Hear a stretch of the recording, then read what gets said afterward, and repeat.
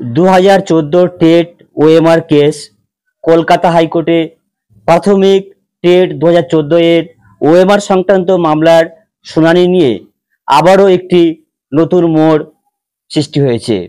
দুটি গুরুত্বপূর্ণ ওএমআর মামলার শুনানি হওয়ার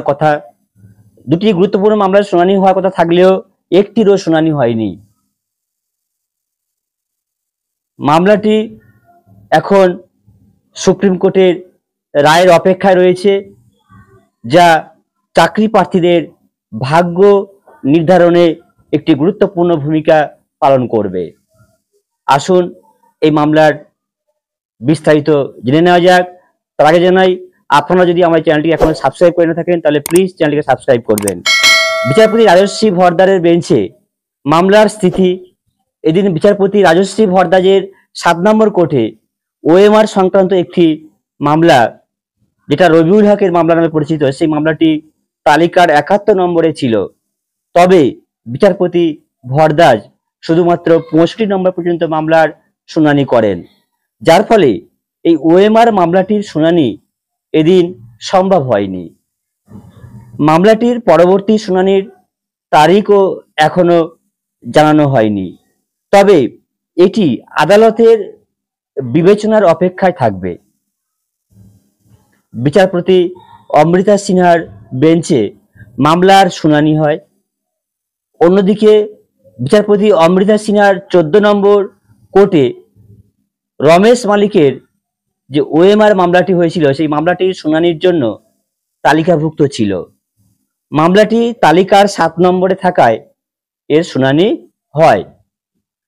শুনানির সময় আবেদনকারীদের আইনজীবী ফিরদৌস সামি আদালতকে জানান যে মামলাটি বর্তমানে সুপ্রিম কোর্টে বিচারাধীন এবং ডিভিশন বেঞ্চেও চ্যালেঞ্জ করা হয়েছে।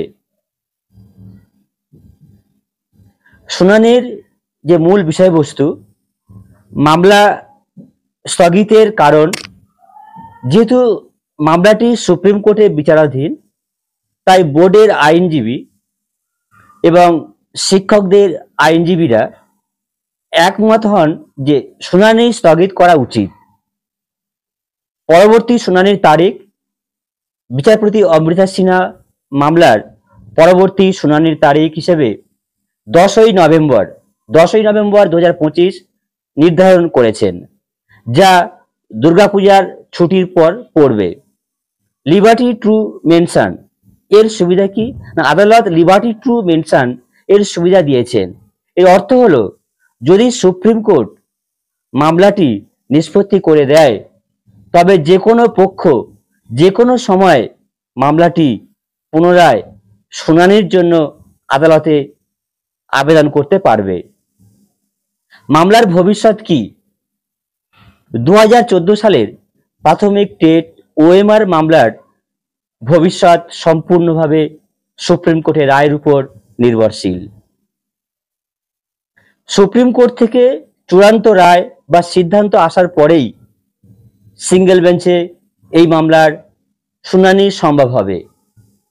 চাকরি প্রার্থীদের এখন সুপ্রিম কোর্টের দিকেই তাকিয়ে থাকতে হবে, কারণ সেখান থেকেই তাদের চাকরির ভবিষ্যৎ নির্ধারিত হবে।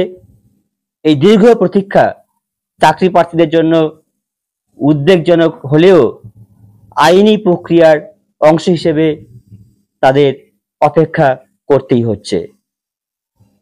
তো আমরা অপেক্ষা করি, কিন্তু তার আগে জানাই, অপেক্ষা করলেও যদি চ্যানেলটি সাবস্ক্রাইব করে না থাকেন তাহলে অবশ্যই চ্যানেলটিকে সাবস্ক্রাইব করবেন। আর সবাই সুস্থ থাকবেন, ভালো থাকবেন। ধন্যবাদ।